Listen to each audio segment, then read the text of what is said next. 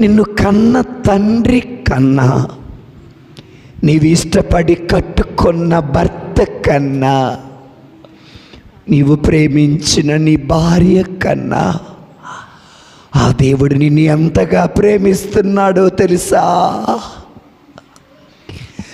సిలువకెక్కెను నీ ప్రేమ, నాకై రక్తం కార్చెను నీ ప్రేమ.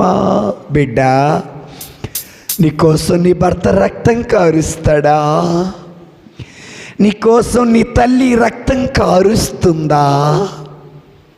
నీకోసం నీ బిడ్డలు రక్తం కారుస్తారా? ఎవరూ కార్చరు. కానీ స్వచ్ఛమైన ప్రేమ,